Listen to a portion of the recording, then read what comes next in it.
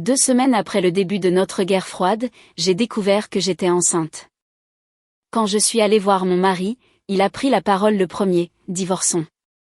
Cachant le test de grossesse au fond de ma poche, j'ai accepté sans hésitation. 9 mois plus tard, il a paniqué quand 2 semaines après le début de notre guerre froide, j'ai découvert que j'étais enceinte. Quand je suis allée à son bureau pour le lui dire, il a pris la parole le premier: divorçons. Quand Julien m'a dit ces mots, le test de grossesse en plastique était encore niché dans la poche de mon manteau, enveloppé dans une serviette en papier. Je n'avais même pas eu l'occasion de lui dire que nous allions devenir parents. Les 2 lignes roses distinctes sur ce bâtonnet blanc semblaient 2 lames pressant directement mes yeux. Je l'ai regardé pendant 3 minutes complètes, l'esprit complètement vide. Dans la salle de bain privée attenante, le robinet n'avait pas été bien fermé, et le goutte-à-goutte lent et rythmé de l'eau contre le carrelage en porcelaine sonnait comme un marteau battant contre mes tempes. Julien et moi étions enfermés dans le silence depuis 14 jours. Cela avait commencé quand il travaillait tard chaque nuit pendant une semaine entière. Nous avions convenu de dîner ensemble le vendredi soir, mais à la dernière minute, il a annulé sans préavis. Je suis restée seule dans un bistrot italien du centre-ville pendant 2 heures, appelant son téléphone sans réponse, envoyant des messages qui restaient non lus.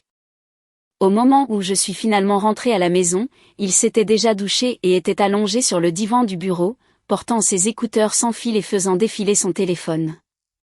Il n'a même pas entendu la porte d'entrée s'ouvrir. Je suis restée dans l'embrasure de la porte du bureau, observant son profil pendant longtemps. La lueur de son écran illuminait son visage concentré, et le coin de sa bouche était levé dans un léger sourire. Ce petit sourire insouciant m'a piqué les yeux. Cela faisait des mois que je ne l'avais pas vu me sourire ainsi. « Traites-tu cet appartement comme un hôtel ?» ai-je demandé depuis la porte. Il a retiré un écouteur, tourné la tête, la trace d'amusement toujours sur ses lèvres. « Que as-tu dit ? » Je t'ai demandé si tu pensais que cet endroit n'était qu'un hôtel, ai-je répété, la voix tendue. Tu rentres quand tu veux. Tu dors et tu repars le lendemain matin sans avoir à dire un seul mot. Son visage s'est assombri instantanément. Hélène, j'ai travaillé 70 heures cette semaine. Ne peux-tu pas commencer une dispute dès que je rentre à la maison ? Je commence une dispute ? J'ai laissé échapper un rire sec. Julien, regarde-toi. À quand remonte la dernière fois que tu es rentré avant 22 heures ? Samedi, tu as prétendu devoir voyager hors de l'État. Et dimanche, tu as dormi toute la journée. As-tu compté combien de mots nous avons échangés cette semaine ? Il n'a rien dit. Il a jeté ses écouteurs sur l'oreiller, s'est levé, a frôlé mon épaule et est allé directement à la salle de bain. J'ai entendu le robinet s'ouvrir, et le bruit de l'eau courante a tout noyé. Cette nuit-là, il a dormi dans la chambre d'amis, et je ne suis pas allée le chercher. Quand je me suis réveillée le lendemain matin, il était déjà parti. Il n'y avait pas de tasse laissée dans l'évier, pas d'assiette sur le comptoir, et ses chaussures de course manquaient de l'entrée.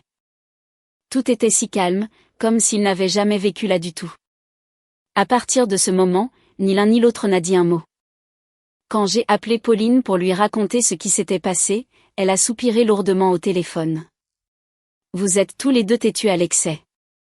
Est-ce que ça vous tuerait d'être le premier à briser la glace ? Pourquoi devrais-je être celle qui cède, ai-je demandé. Ce n'était pas ma faute. Le mariage, ce n'est pas de compter qui a raison et qui a tort, a répondu Pauline. Il faut toujours que quelqu'un s'adoucit le premier. Je n'ai pas répondu. Je savais qu'elle avait raison, mais je ne pouvais tout simplement pas me résoudre à le faire. Ce n'était pas par dépit. C'était à cause du grief silencieux qui s'était accumulé dans ma poitrine. Pendant ces semaines, il était rarement à la maison. Quand je lui envoyais des messages, des heures passaient avant qu'une réponse n'arrive, et elle se limitait toujours à 1 ou 2 mots détachés. Bien. Occupé. D'accord. J'avais essayé de lui parler auparavant, lui demandant si la pression à sa firme de logiciels était accablante, mais il m'avait seulement dit de ne pas trop réfléchir. Pourtant, comment ne pas trop réfléchir ? Nous étions mari et femme, vivant sous le même toit, dormant dans le même lit. Pourtant, il était devenu un colocataire distant. Non, il était pire qu'un colocataire. Un colocataire dirait au moins bonjour le matin ou laisserait une note sur le réfrigérateur disant que le lait était périmé. Julien ne disait rien du tout. Le 10e jour de notre silence, la nausée a commencé. En me brossant les dents le matin, une vague soudaine de malaise a déferlé dans ma gorge. Je me suis penchée au-dessus de l'évier, vomissant à sec pendant des minutes, mais rien n'est sorti. J'ai balayé cela d'un revers de main, supposant que mon estomac était perturbé par des repas irréguliers, mais cela a continué pendant 3 matins consécutifs. L'odeur de l'huile de cuisson ou du café torréfié me donnait des hauts le cœur. J'ai vérifié le calendrier sur mon téléphone et j'ai réalisé que mon cycle avait plus d'une semaine de retard. Debout dans la salle de bain, fixant les dates sur l'écran, une pensée faible et fragile a fait surface dans mon esprit. Cela ne pouvait pas être. Cet après-midi-là, je suis allée à la pharmacie et j'ai acheté 3 tests de grossesse de 3 marques différentes pour être sûre. De retour à la maison, j'ai verrouillé la porte de la salle de bain, suivi les instructions étape par étape, et je me suis assise sur le couvercle des toilettes, attendant. La première ligne de contrôle est apparue, suivie rapidement d'une seconde ligne distincte. J'ai ouvert la 2e boîte et répété le processus. Le résultat était identique. Le 3e test a montré la même chose. 3 tests gisaient côte à côte sur le comptoir blanc de la vanité. 6 lignes roses claires me fixaient. Je suis restée assise, les mains posées sur mes genoux, les doigts glacés. Des souvenirs ont inondé mon esprit. Je me suis souvenue de l'époque où Julien et moi étions jeunes mariés, comment il me tenait la main et disait qu'il voulait une fille qui aurait mes yeux et son côté obstiné. Je me suis souvenue de Thanksgiving dernier, quand sa mère avait doucement sondé quand nous allions fonder une famille. Je me suis souvenue de la nuit avant le début de notre guerre froide, quand nous étions ensemble au lit, son menton reposant contre le sommet de ma tête, sa respiration lente et rythmée. J'avais pensé que cette intimité était un prélude à la réconciliation. En regardant ces 6 lignes, la moitié de moi était terrifiée, mais l'autre moitié ressentait un espoir tranquille et secret. Je pensais que cet enfant pourrait être le tournant dont nous avions besoin. Julien n'était pas un homme déraisonnable, ni cruel. La discorde entre nous n'avait pas été causée par une trahison impardonnable. Nous étions simplement 2 personnes épuisées, bloquées dans une impasse, aucune des 2 n'étant prête à céder. Avec un enfant en route, nous pourrions nous asseoir et discuter correctement. Nous pourrions exposer tous les malentendus et la fatigue des derniers mois. Il serait heureux, me suis-je dit. Il devait l'être. J'ai enveloppé un des tests dans une serviette en papier propre et je l'ai glissé dans la poche de mon manteau. En sortant dans le salon, l'espace semblait vide. Sa cravate en soie et une chemise habillée non lavée étaient posées sur le fauteuil et une tasse de café froid inachevé reposait sur la table basse, laissée là. Qui savait combien de jours auparavant? J'ai regardé autour de l'appartement que nous avions meublé ensemble il y a 3 ans. Le canapé en tissu anthracite que nous avions passé des heures à choisir. La table basse en noyer qu'il aimait. Les rideaux en lin bleu poussiéreux que j'avais accrochés moi-même. Tout était à sa place, sauf lui. J'ai sorti mon téléphone et lui ai envoyé un message. Es-tu toujours au bureau? Je viens te voir. 5 minutes plus tard, il a répondu par un seul mot. D'accord. Voir ce mot détaché m'a serré la gorge, mais j'ai refoulé cette sensation. Je me suis dit que cela n'avait pas d'importance. Une fois que nous nous serions vus face à face et que j'aurais partagé la nouvelle, tout changerait. J'ai hélé un taxi à l'extérieur. À la mi-novembre, le soir venait tôt en ville. À 17h, le ciel était devenu d'un gris lourd et livide, et un vent du nord mordant soufflait dans mon col. J'ai resserré mon manteau et gardé une main enfouie dans ma poche, mes doigts traçant à plusieurs reprises la forme du bâtonnet en plastique emballé. Pendant le trajet, j'ai répété ce que j'allais dire. Julien, j'ai quelque chose d'important à te dire. Non, trop formel. Nous allons avoir un bébé. Cela semblait maladroit. Après 2 semaines de silence, regarde ça. Sais-tu ce que signifient 2 lignes? Non, trop enfantin. J'ai essayé plusieurs variantes. Aucune ne me semblait juste. Le chauffeur de taxi m'a regardé dans le rétroviseur, remarquant probablement ma posture rigide et a essayé de faire la conversation. « Vous allez travailler tard, mademoiselle ? » « Non, » ai-je répondu doucement. « Je vais voir mon mari. » Il a souri chaleureusement. « C'est gentil. »« Oui, » ai-je murmuré. « J'espère que ça l'est. » Quand la voiture s'est arrêtée devant la tour de bureau en verre, j'ai payé la course et j'ai levé les yeux vers le 23e étage. Les lumières de son bureau d'angle étaient allumées. Je suis entré dans le hall, j'ai appuyé sur le bouton de l'ascenseur et j'ai regardé les chiffres numériques grimper. Mon cœur battait plus vite à chaque étage. Au moment où je suis sorti, la réception était déjà vacante. Les doubles portes en verre étaient déverrouillées, et le vaste étage était complètement silencieux. Au bout du long couloir, une mince bande de lumière s'échappait de sous la porte du bureau de Julien, traçant un chemin étroit sur le tapis. J'ai poussé la porte. Le bruit de mes talons a résonné clairement dans la pièce calme. Julien était assis derrière son large bureau en acajou, fixant intensément son écran d'ordinateur, la lumière blanche se reflétant sur son visage inexpressif. J'ai tendu la main et j'ai légèrement frappé sur le cadre de la porte. Il a levé les yeux. Son regard était remarquablement détaché, comme un manager regardant un collègue qui était passé après les heures de bureau. « Qu'est-ce qui t'amène ici ?» a-t-il demandé, son ton plat. Je suis entrée et me suis assise sur la chaise en cuir en face de lui. Toutes mes phrases préparées se sont soudainement bloquées dans ma gorge. J'ai respiré lentement, déterminée à parler quand même. Mais avant que je ne puisse prononcer une syllabe, Julien a bougé le premier. Il a lâché sa souris, s'est penché en arrière sur sa chaise ergonomique, a croisé les mains sur son estomac et m'a regardé. Il n'y avait ni colère dans ses yeux, ni irritation, ni culpabilité. Il n'y avait qu'un calme glaçant et absolu, le regard d'un homme qui avait délibéré sur un choix pendant des mois et avait finalement pris sa décision. Divorçons. Le système de chauffage central ronronnait doucement au-dessus de nos têtes, un léger son mécanique qui est soudainement devenu assourdissant dans le silence de la pièce. Ma main s'est crispée dans ma poche, mes ongles s'enfonçant dans ma paume à travers la serviette en papier jusqu'à ce que la douleur aiguë me ramène à la réalité. Le petit boîtier en plastique du test de grossesse pressait fort contre mes jointures, un rappel inflexible de la vérité que je portais. « Que as-tu dit ?» ai-je demandé. Ma voix sonnait étonnamment mince et lointaine, comme un écho traversant un champ vide. J'ai dit, a-t-il articulé chaque mot avec précision, comme s'il lisait une notification formelle. Divorçons. J'ai fixé son visage. Je connaissais si bien cet homme. Nous étions sortis ensemble pendant 2 ans et mariés depuis 3. Je connaissais chaque ligne de son profil, la courbe de son front, la courbe de sa bouche, l'angle exact que ses lèvres formaient lorsqu'il souriait, la façon dont son front se plissait lorsqu'il était stressé, et les cernes qui apparaissaient sous ses yeux après des nuits sans sommeil.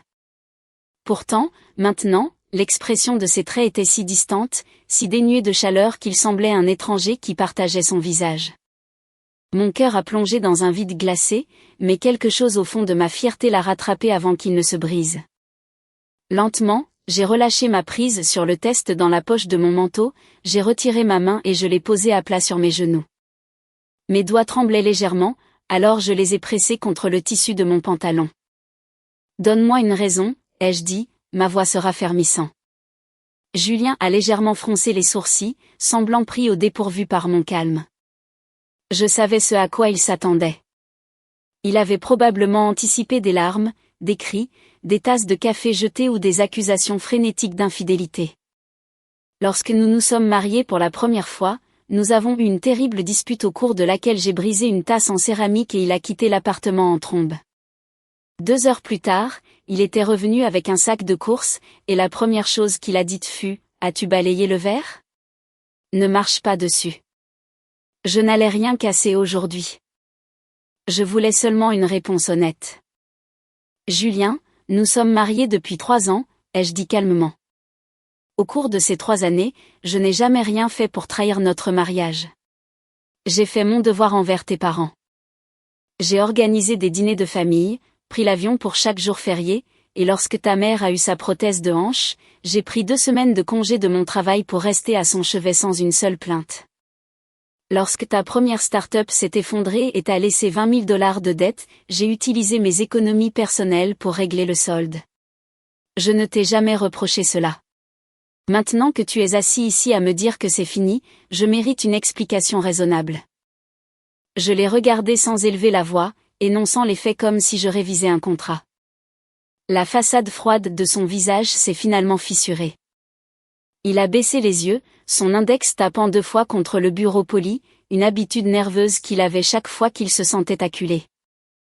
Je suis épuisé, a-t-il dit, sa voix baissant d'un octave. Hélène, n'es-tu pas épuisée toi aussi? Épuisée de quoi? De cette vie, a-t-il dit, relevant les yeux. Je travaille jusqu'à 22 heures tous les soirs, et quand je rentre, tu dors. Les week-ends, quand je suis à la maison, tu vas à tes cours de pilates ou tu fais des courses. En un mois entier, les mots que nous nous disons n'égalent pas ce dont je discute avec mon chef de projet en un seul après-midi. Trouves-tu vraiment un sens à vivre comme ça? C'est ta perspective, ai-je répondu. Ce n'est pas parce que tu ne trouves aucun sens à notre maison que je ressens la même chose. Tu dis que tu es fatigué, mais as-tu déjà pensé à ce que je ressentais en dînant seul tous les soirs? As-tu pensé à quel point c'était épuisant de rester dans cette chambre d'hôpital à prendre soin de ta mère pendant que tu étais à des salons professionnels? J'ai pris soin de toutes les obligations ménagères pour que tu puisses poursuivre ta carrière sans distraction. As-tu déjà demandé si j'étais fatigué? Il a ouvert la bouche, mais aucun mot n'est sorti. Tu dis que nous n'avons plus rien à nous dire, ai-je continué. Pourtant, chaque fois que tu franchissais la porte et que j'essayais de te raconter ma journée, ta seule réponse était que tu étais trop épuisé et que nous en parlerions demain. Combien de lendemains m'as-tu promis? Hélène, laisse-moi finir. Non, l'ai-je interrompu fermement. Tu dis que tu es fatigué. Très bien, je t'entends. Mais un mariage n'est pas un abonnement à une salle de sport que l'on annule dès qu'il demande des efforts. Quand tu as demandé la bénédiction de mon père, tu lui as dit que tu m'aimerais et me respecterais pour le reste de ta vie. Pourquoi n'étais-tu pas trop fatigué à l'époque? Son doigt tapant s'est immobilisé sur le bureau. Il est tombé dans un silence prolongé, assez longtemps pour que je pense que la conversation était terminée. Puis il a repoussé sa chaise, s'est dirigé vers la fenêtre du sol au plafond, et s'est tenu dos à moi. Dehors, la silhouette du centre-ville était illuminée contre la nuit sombre de novembre. Des flots de phares coulaient le long de l'avenue en contrebas comme des rubans d'or. Du 23e étage, la ville entière semblait calme et indifférente. Sa silhouette était toujours aussi frappante, larges épaules, grande taille, dos droit. Il y a 3 ans, il s'était tenu à l'hôtel m'attendant avec exactement la même posture. Ce n'était pas une impulsion, a-t-il dit doucement, sa voix étouffée contre la vitre. J'y pensais depuis un certain temps. Combien de temps? Il a fait une pause. Environ 2 mois. 2 mois. J'ai fait le calcul dans ma tête. 2 mois auparavant, c'était la mi-septembre. Le temps était encore doux. Il venait de rentrer d'un voyage d'affaires à Seattle et m'avait apporté une boîte de chocolats artisanaux aux noisettes d'une boutique près du port, disant qu'il les avait achetés parce qu'il se souvenait que c'étaient mes préférés. Vers la fin septembre, nous avions rendu visite à ses parents pour le dîner du dimanche. Et quand sa mère avait posé des questions sur les petits-enfants, Julien était intervenu pour détourner la question, lui disant que nous avions notre propre calendrier et de ne pas nous presser. J'avais pensé que c'était des jours tendres ordinaires. Pour lui, ce n'était que le compte à rebours final. La chaleur dans ma poitrine s'est complètement vidée. Ce n'était pas un choc soudain, mais un froid lent et pénétrant, comme un bloc de glace fondant directement sur mon cœur, s'infiltrant dans chaque veine jusqu'à ce que je sois engourdi de l'intérieur. Pourtant, je n'ai pas pleuré. Très bien, ai-je dit, ma voix ferme. Puisque tu as pris ta décision, je ne discuterai pas. Nous pouvons procéder au divorce. Julien s'est retourné, une véritable surprise scintillant dans ses yeux, ainsi que quelque chose d'autre que je ne pouvais pas tout à fait déchiffrer.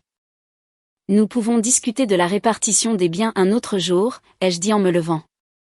Mes genoux étaient légèrement faibles, mais j'ai forcé ma colonne vertébrale à rester droite. Je refusais de montrer la moindre fissure de vulnérabilité devant lui. Ce n'était pas une question de fierté. C'était simplement que je n'étais pas une femme qui suppliait quelqu'un de rester. S'il voulait partir, je le laisserais s'en aller. Il y a 3 ans, quand il m'a courtisée, je n'avais jamais joué de jeu. Et maintenant qu'il voulait partir, je ne m'accrocherai pas à son manteau. Hélène, a-t-il appelé alors que je me tournais vers la porte. Je me suis arrêtée, lui tournant le dos. Qu'y a-t-il ? Pourquoi es-tu venue ici ce soir ? A-t-il demandé. De quoi voulais-tu parler ? Je suis restée immobile, mes doigts effleurant le test de grossesse enveloppé dans du papier dans ma poche. Une impulsion téméraire a surgi, un désir de sortir le bâtonnet en plastique, de le claquer sur son bureau, et de regarder le choc se lire sur son visage impassible. Je voulais voir comment un homme demandant le divorce réagirait à la nouvelle de sa paternité imminente. Mais je me suis retenue. Je me suis retenue parce que je craignais sa réaction. S'il me regardait avec pitié ou obligation réticente, cela me détruirait bien plus que sa froideur ne pourrait jamais le faire. Si cet enfant devenait rien de plus qu'une chaîne le forçant à rester contre sa volonté, ce mariage serait bien plus tragique que n'importe quel divorce. Rien d'important, ai-je répondu, ma voix sonnant miraculeusement posée. Je suis juste venue demander si tu rentrais dîner ce soir. Je ne me suis pas retournée pour voir sa réaction. Je suis sortie de son bureau, j'ai traversé le long couloir moquetté, j'ai poussé les lourdes portes en verre et je suis entrée dans l'ascenseur. Au moment où la porte s'est refermée, j'ai pu voir que la porte de son bureau était restée entr'ouverte, la lumière chaude se répandant sur le sol, mais il n'a jamais couru après moi. J'étais entièrement seule dans la cabine de l'ascenseur. Les murs en miroir reflétaient mon image, visage pâle, yeux fatigués, mais une posture inflexible. Mes yeux n'étaient même pas rouges. En regardant mon reflet, j'ai ressenti un détachement étrange. Qui était cette femme ? Pourquoi ne pleurait-elle pas ? On venait de lui dire que son mariage était terminé. Elle avait un test de grossesse positif dans sa poche, pourtant elle se tenait là, immobile comme une pierre. L'ascenseur a sonné au rez-de-chaussée. Quand les portes se sont ouvertes, une rafale d'air froid du soir a balayé le hall. J'ai pris une profonde inspiration et j'ai réalisé que j'avais retenu mon souffle pendant tout le trajet. Debout sur le trottoir sous la tour de bureau, j'ai sorti mon téléphone et composé un contact familier. Cela a sonné 6 fois avant qu'une voix endormie ne réponde. Allô, Hélène. Pauline, ai-je dit. Où es-tu ? Une petite fêlure a finalement brisé ma voix comme une fissure capillaire apparaissant sur un mur de béton. À la maison, je viens de sortir de la douche et j'ai mis un masque facial. Qu'est-ce qui ne va pas ? La voix de Pauline est immédiatement devenue plus vive. Nous nous connaissions depuis 10 ans. Elle connaissait l'inflexion exacte de ma détresse. Je peux venir ? Une brève pause a suivi sur la ligne. Prends un taxi. Je t'attends. Elle n'a pas posé une seule question supplémentaire. J'ai hélé un autre taxi, je me suis glissée sur la banquette arrière et j'ai baissé la vitre d'un cran. Le vent mordant m'a frappé les joues, vif et douloureux, mais il m'a gardé ancré. Le chauffeur a demandé la destination. Et je lui ai donné l'adresse de l'appartement de Pauline à South Boston. Mon téléphone a vibré dans ma main. C'était un message de Julien. Fais-moi savoir quand tu rentres saine et sauve. En lisant ces mots, j'ai ressenti une envie amère de rire. Un homme qui venait de me notifier une expulsion émotionnelle me demandait de lui envoyer un message quand j'arriverais saine et sauve. C'était sa routine depuis 3 ans, peu importe à quel point nous nous disputions. Chaque fois que je sortais seule la nuit, il envoyait ce message. Une fois, j'ai pensé que c'était de la dévotion, maintenant ce n'était qu'un réflexe vide. Je n'ai pas répondu. 35 minutes plus tard, le taxi s'est arrêté devant l'immeuble de Pauline, une maison en grès brun dans une rue résidentielle tranquille. Elle vivait au 3e étage sans ascenseur. En montant les escaliers, je l'ai vue debout dans le couloir, vêtue d'un pyjama en flanelle surdimensionné, les cheveux attachés et des pantoufles roses aux pieds. Qu'est-ce qui s'est passé ? A-t-elle demandé, prenant immédiatement mon sac à bandoulière et regardant mon visage pâle. Voyant que quelque chose n'allait vraiment pas, elle m'a tiré à l'intérieur sans un mot de plus. Son appartement était compact mais chaleureux. Un café glacé à moitié bu et un sac de bretzel étaient posés sur la table basse. La télévision était allumée avec le volume coupé, la lumière scintillante dansait sur les murs. Une pile de linge propre était sur un côté du canapé à côté d'un colis qu'elle venait de déballer. « Assieds-toi » a dit Pauline, poussant le linge de côté et me poussant doucement sur les coussins. Elle s'est assise en face de moi, les jambes repliées sous elle, les bras croisés dans une posture d'interrogateur. « Raconte-moi tout. Qu'est-ce qui s'est passé ? » Julien a demandé le divorce, ai-je dit lentement, chaque mot tombant comme un caillou dans l'eau profonde. Pauline s'est figée, la bouche légèrement ouverte. Elle a attrapé son café glacé, a bu une longue gorgée et a reposé la tasse sur le dessous de verre. Il est fou ? Pour quel motif ? Il dit qu'il est épuisé. Épuisé ? La voix de Pauline a monté d'un octave, assez fort pour résonner dans le petit salon. Quel droit a-t-il d'être épuisé ? Hélène, regarde les 3 dernières années. Étais-tu sa femme ou son filet de sécurité personnelle ? Quand sa compagnie a fait faillite, tu as épongé ses dettes avec ton propre argent. Quand sa mère a été opérée, tu as passé des semaines à l'hôpital à changer des bassins. Quand ta firme t'a offert ce transfert de direction à Chicago, tu l'as refusé parce qu'il ne voulait pas déménager. Tu ne t'es jamais plainte d'être fatiguée et maintenant il prétend l'être ? Baisse la voix, ai-je murmuré. Les voisins vont nous entendre. Je me fiche des voisins, a grommelé Pauline, bien qu'elle ait baissé le volume. Lui as-tu demandé s'il y avait quelqu'un d'autre ? Non. Pourquoi pas ? Parce que je ne voulais pas faire une scène humiliante, ai-je répondu doucement. Pauline a soupiré, comprenant mon point de vue. Si j'avais crié, pleuré et exigé des noms, cela ne ferait que me traîner dans la boue. Je n'étais pas le genre de femme à supplier ou à s'engager dans des joutes verbales indignes avec une autre femme. Si le cœur de Julien avait erré, la seule réponse sensée était de s'éloigner proprement. Alors, qu'est-ce que tu vas faire ? A demandé Pauline doucement. As-tu accepté ? Je lui ai dit que nous pouvions procéder, ai-je dit, regardant mes mains. Nous n'avons pas encore discuté des termes. Pauline s'est appuyée contre le canapé, me regardant avec un mélange de loyauté farouche et de profonde tristesse. Elle a tapoté ses doigts sur son genou en réfléchissant, puis s'est soudainement penchée en avant, me fixant intensément dans les yeux. « Hélène, me caches-tu quelque chose ? Tu agis bizarrement. » Ma poitrine s'est serrée. « Comment est-ce que j'agis bizarrement ? » Tu es trop calme, a dit Pauline, refusant de détourner le regard. Si tu venais juste de divorcer, tu aurais déjà crié ou jeté quelque chose. Tu n'aurais pas l'air de porter le poids du monde seul. Qu'est-ce qui s'est passé d'autre ? Je l'ai regardé longuement. Puis, plongeant lentement la main dans la poche de mon manteau, j'ai sorti la serviette en papier et l'ai posée sur la table basse, juste entre sa boisson glacée et le sac de snack. Pauline a baissé les yeux, a déballé le papier et a vu le bâtonnet blanc avec les 2 lignes roses vives. Nom de Dieu, a-t-elle murmuré, se levant immédiatement. Elle a fait les 100 pas sur le parquet, ses pantoufles claquant sur les planches. Puis elle s'est arrêtée, pointant un doigt tremblant vers le test. Est-ce qu'il sait ? Non.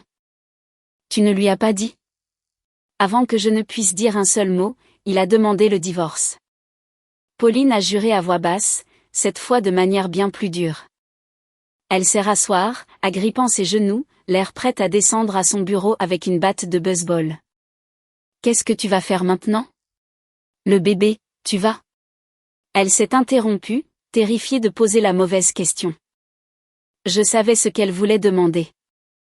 Vas-tu le garder ou interrompre la grossesse ? J'ai appuyé ma tête contre les coussins du canapé, fixant le plafond. Il y avait une légère tache d'eau près du luminaire due à une ancienne fuite de plomberie. J'ai fixé cet anneau irrégulier, mes pensées emmêlées. Je ne sais pas, Pauline, ai-je admis, ma voix se brisant. Je ne sais vraiment pas. En venant ici ce soir, j'ai eu la tête qui tourne. Je ne peux pas penser clairement. Pauline s'est penchée et a serré mes mains froides dans les siennes, chaudes, en les serrant fort. C'est bon, a-t-elle murmuré. Tu n'as pas besoin de tout comprendre ce soir. Tu dors ici. Demain est un nouveau jour. Quoi que tu décides, je suis avec toi. J'ai serré sa main en retour en silence. Sur la table. Mon téléphone a vibré à nouveau. J'ai regardé l'écran lumineux. Es-tu rentrée à la maison?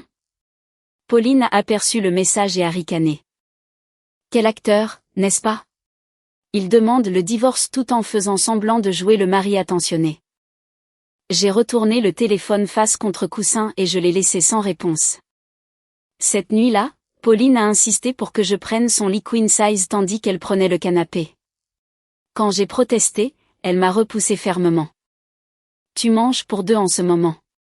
Même si tu n'as pas pris ta décision finale, ta santé passe avant tout. Elle a éteint la lampe de la chambre, laissant la porte entr'ouverte d'1 pouce. Un mince rayon de lumière jaune du salon tombait sur le parquet. J'étais allongée dans l'obscurité, fixant le plafond inconnu. Dans notre chambre principale à l'appartement, il y avait une fissure capillaire dans le placo-plâtre près de la moulure de la corniche, causée par la chaleur sèche du radiateur pendant notre premier hiver. J'avais demandé à Julien à plusieurs reprises d'engager un réparateur pour la réparer et la peindre. Il avait toujours accepté avec désinvolture mais n'avait jamais donné suite.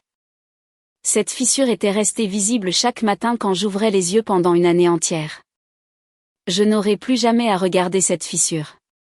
La pensée m'a traversé l'esprit soudainement. J'avais supposé que je me sentirais dévastée, que l'idée de ne plus jamais me réveiller à côté de lui apporterait une douleur insupportable. Mais quand j'ai touché mes joues, elles étaient sèches. Je me suis roulée sur le côté et j'ai doucement posé ma paume contre mon bas-ventre. Il était complètement plat. Il n'y avait encore rien à sentir, mais je savais qu'une graine avait pris racine dans le sol. Que je sois prête ou non, une vie avait commencé. Le lendemain matin, je me suis réveillée avec une forte odeur de nourriture brûlée.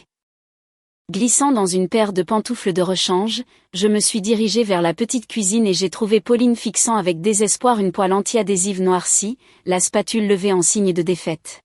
« Qu'est-ce que tu tentes ?» ai-je demandé.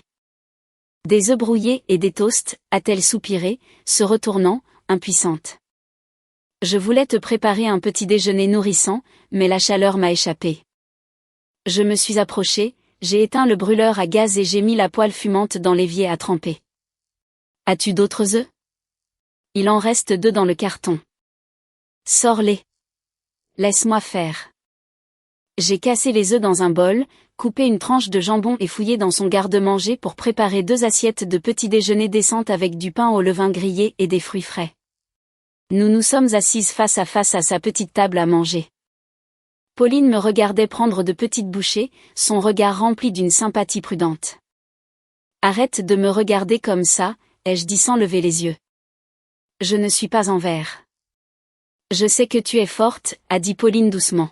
« Mais même les femmes fortes ont le droit de craquer. » J'ai terminé mon petit déjeuner en silence, j'ai lavé les assiettes, je me suis séché les mains et je suis retournée sur le canapé.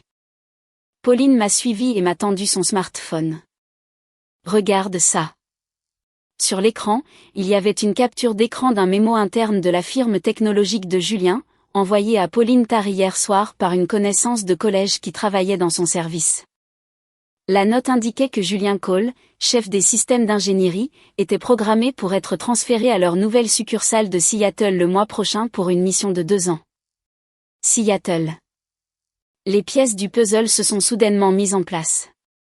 Lorsque Julien était revenu de son voyage d'affaires à Seattle il y a 2 mois, de bonne humeur, il avait mentionné que la succursale du Pacifique Nord-Ouest était en pleine expansion avec d'énormes opportunités de carrière. À l'époque, j'avais simplement demandé s'il était intéressé par un transfert, et il avait balayé la question en disant « Bien sûr que non. Ma vie et ma femme sont ici. » Il avait planifié son départ depuis le début. Alors, il veut divorcer parce qu'il déménage à l'autre bout du pays, a demandé Pauline, sa colère se ravivant. Peut-être, ai-je dit doucement, en lui rendant son téléphone. Ou peut-être que ce n'est qu'une partie de cela. Il a dit qu'il y pensait depuis 2 mois, ce qui correspond à son retour de Washington. Alors, qu'est-ce que tu vas faire, a insisté Pauline. Si tu lui parles de la grossesse, resterait-il? Non, ai-je répondu. Plus certaine que jamais, et je ne le voudrais jamais. Julien est le genre d'homme qui ne regarde jamais en arrière une fois sa décision prise. Pas même pour un bébé. Pauline est restée silencieuse. Elle savait que je disais la vérité. Nous connaissions Julien depuis nos jours d'université. Elle l'avait vu me poursuivre sans relâche pendant 2 ans, écartant tous les obstacles. À l'époque, cette détermination inflexible semblait romantique. Maintenant, elle était terrifiante de froideur. J'ai baissé les yeux sur mes mains, repensant à tout depuis le début. Quand Julien a parlé de divorce dans son bureau, son calme était absolu.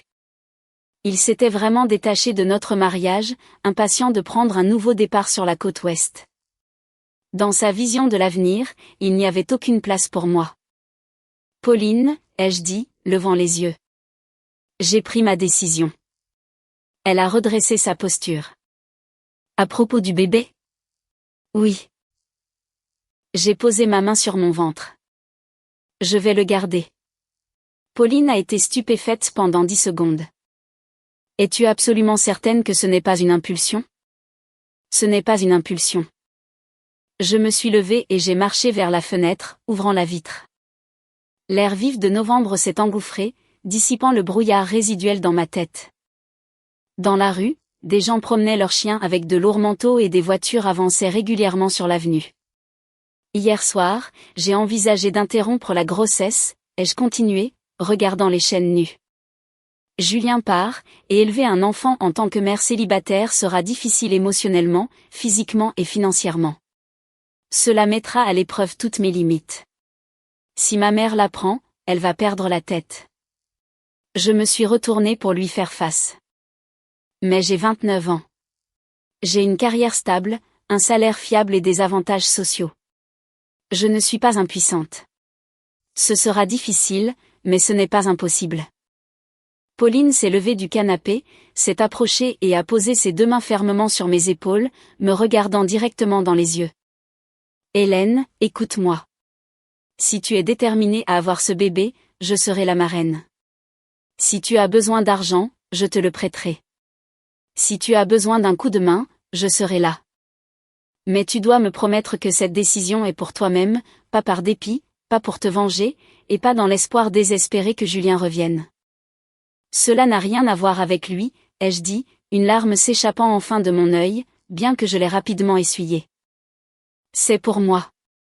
Mon mariage est déjà terminé, mais je refuse de perdre cet enfant aussi. Considère-le comme le seul cadeau durable que je tire de ces 3 années. Pauline m'a serré dans une étreinte féroce.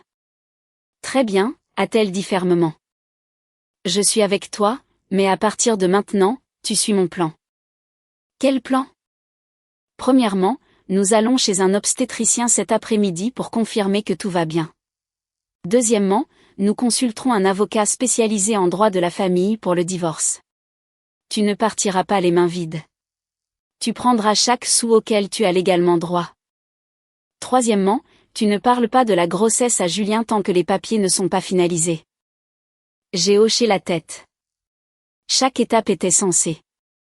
Cet après-midi-là, Pauline m'a accompagnée à une clinique d'obstétrique du centre-ville. Après des analyses de sang et une échographie, la doctoresse a désigné un minuscule point clignotant sur l'écran en niveau de gris. Voyez-vous ça? A demandé la doctoresse avec un doux sourire. C'est le sac gestationnel. Il est bien positionné, et le développement correspond à votre calendrier, environ 6 semaines. Revenez dans 2 semaines pour vérifier le battement de cœur fœtal. Allongé sur la table d'examen, regardant de côté cette petite tache blanche sur l'écran, une étrange sensation d'ancrage s'est installée dans ma poitrine. Ce n'était pas une exaltation folle, mais une lourde pièce d'ancrage, comme si une ancre avait été jetée dans des eaux orageuses, ramenant mon cœur à la dérive vers un sol solide. Après avoir quitté la clinique, nous sommes allés directement à un cabinet d'avocats sur State Street. L'avocate, Rachel Martin, était une amie de lycée de Pauline, spécialisée en droit de la famille et en litiges matrimoniaux. Vêtue d'un blazer ajusté avec une queue de cheval basse soignée et des lunettes à monture fine, elle était vive, concise et entièrement professionnelle.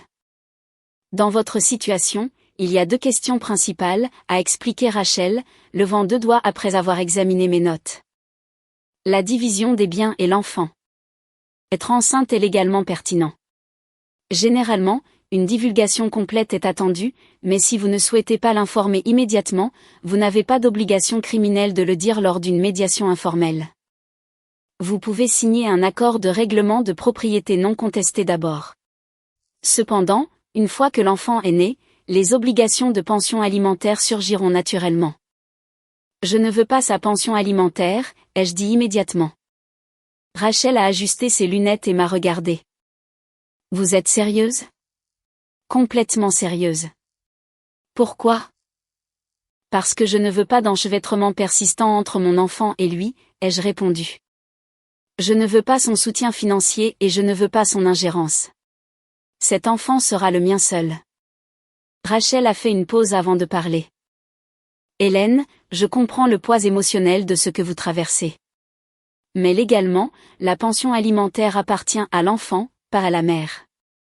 Bien que vous puissiez choisir de ne pas la poursuivre ou d'établir un fonds indépendant, élever un enfant dans cette ville avec un seul revenu n'est pas une mince affaire. J'en suis consciente, ai-je répondu. Et je peux gérer. Rachel a hoché la tête et n'a pas insisté. Elle a sorti une feuille de calcul pour la division des biens matrimoniaux. La maison a été achetée après le mariage. Ses parents ont contribué à l'acompte, mais vos 2 noms figurent sur l'hypothèque, que vous avez payée conjointement avec des fonds matrimoniaux. Les économies liquides sont modestes après ses dépenses de démarrage. Sa voiture a été achetée avant le mariage, elle reste donc sa propriété distincte.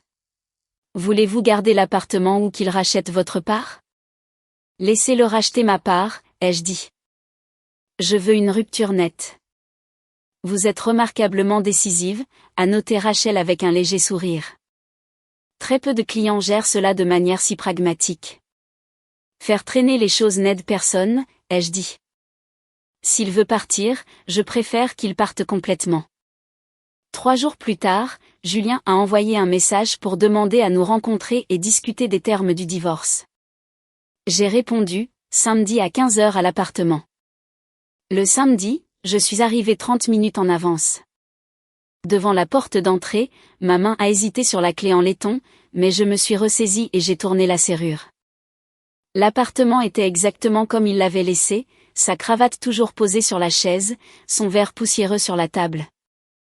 J'ai passé 20 minutes à nettoyer le salon, à plier soigneusement ses vêtements, à laver le verre et à essuyer les comptoirs. À 15h précises, la sonnette a retenti. Julien se tenait dans l'entrée, portant le manteau en laine bleu marine que je lui avais acheté pour son anniversaire par-dessus une chemise blanche ouverte.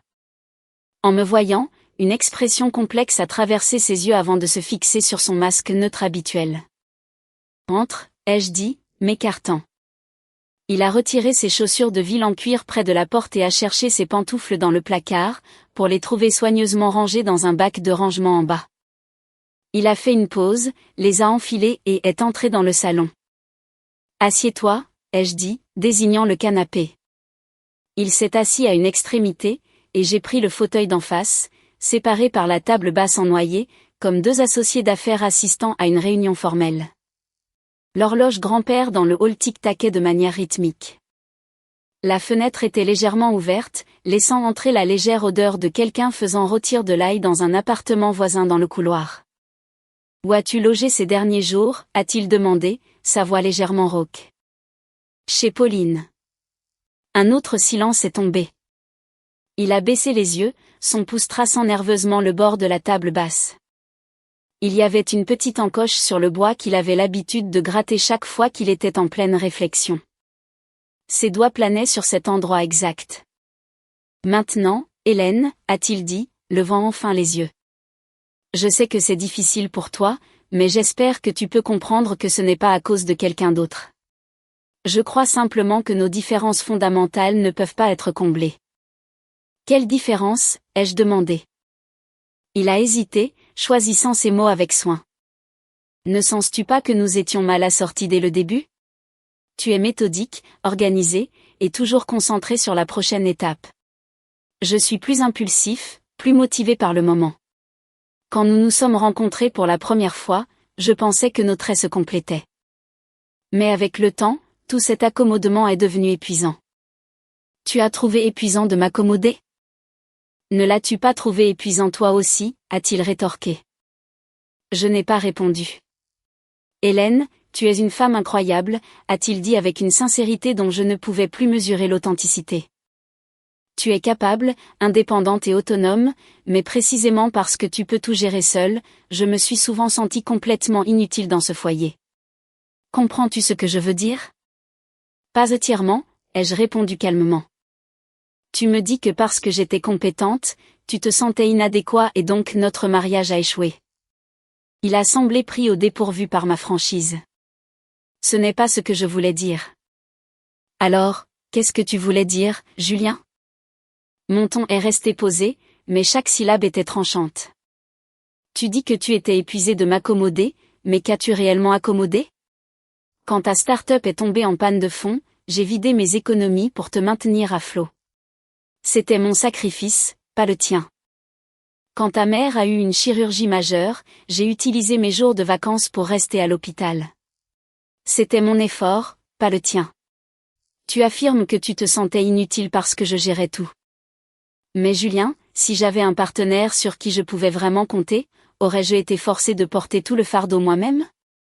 Il est resté silencieux.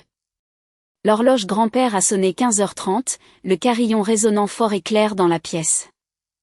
Je ne suis pas venu ici pour discuter, a-t-il dit enfin, l'air vaincu. Séparons-nous en bons termes. Très bien, ai-je répondu. Une séparation propre. J'ai récupéré l'accord de séparation que Rachel avait préparé et j'ai glissé le dossier sur la table. Il l'a ouvert, a parcouru les pages et a semblé surpris par les termes. Tu gardes l'appartement, et tu refinanceras pour racheter ma part de 50% en espèces, ai-je déclaré. Nos économies communes seront partagées également. Les dettes séparées restent séparées. Je ne demande pas de pension alimentaire, et tu ne me dois rien d'autre. Hélène, c'est remarquablement généreux. C'est ma dernière limite, l'ai-je interrompu. Quand tu as demandé le divorce, je ne t'ai pas supplié de rester. Maintenant que nous divisons ce que nous avons construit, je ne te traînerai pas devant les tribunaux. Non pas par charité, mais parce que je n'ai aucun désir de déchirer notre dignité pour de l'argent.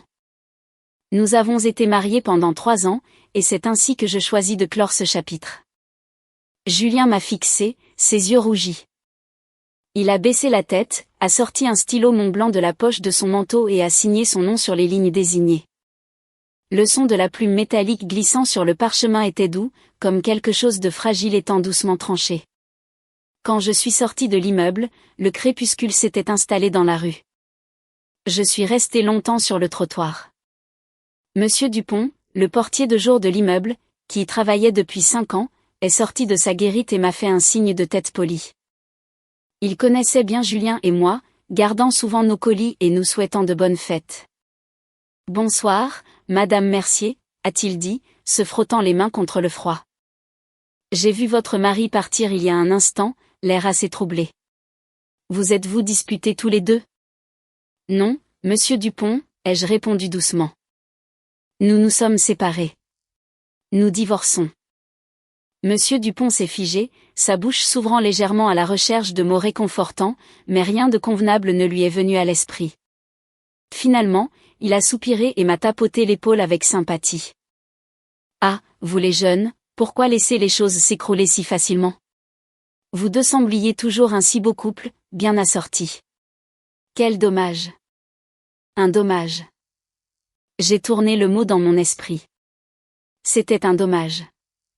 Mais pas parce que nous étions attrayants ensemble. C'était un dommage parce que nous avions eu toutes les occasions de construire une vie chaleureuse et durable, mais nous l'avions laissé se flétrir dans le silence. Prenez soin de vous, Monsieur Dupont, ai-je dit. Je ne vivrai plus ici. Je me suis retourné et j'ai marché vers la station de métro sans regarder en arrière. Le long du trottoir, les 2 grands chênes avaient perdu toutes leurs feuilles, leurs branches nues tendues vers les lampadaires. Je me suis souvenu de ce printemps où les bourgeons verts étaient apparus pour la première fois. Julien m'avait tiré sous ses branches et m'avait promis que nous prendrions nos photos d'anniversaire juste là quand les feuilles deviendraient dorées à l'automne. Les feuilles étaient devenues dorées et étaient tombées, et nous avions tous les deux oublié. Quand je suis arrivée chez Pauline, l'odeur d'un repas fait maison emplissait le couloir. Ce n'était pas un plat à emporter ou des œufs brûlés. Elle avait préparé un poulet rôti entier avec des légumes racines rôtis, de la purée de pommes de terre et une marmite de soupe tomate basilic. Tu as commandé un traiteur, ai-je plaisanté, en levant mes chaussures. Elle m'a lancé un regard. J'ai passé 3 heures à regarder des tutoriels culinaires en ligne pour toi.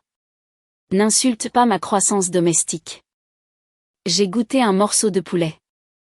L'assaisonnement était légèrement trop prononcé et la peau un peu trop croustillante, mais c'était chaud et fumant. C'est délicieux, ai-je dit. Pauline a rayonné, ses yeux plissés.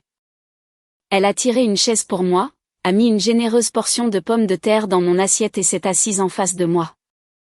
À partir de maintenant, tu restes ici. Nous partagerons les dépenses. Quand ton bébé arrivera, tu seras la mère. Je serai la marraine dévouée, et nous élèverons cet enfant ensemble. Le bébé t'appellera maman, m'appellera tante Pauline, et appellera son père, comment s'appelle-t-il? Son discours absurde m'a fait rire aux éclats, mais juste après avoir ri, ma vision s'est brouillée de larmes. Ce n'était pas de la tristesse. C'était la chaleur accablante de quelqu'un qui vous tend une tasse de thé chaud au milieu d'un blizzard. Pauline, ai-je dit doucement.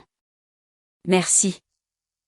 Garde le sentiment, a-t-elle agité sa fourchette avec dédain. C'est à ça que servent les amis. Le transfert de Julien à Seattle était prévu pour début décembre.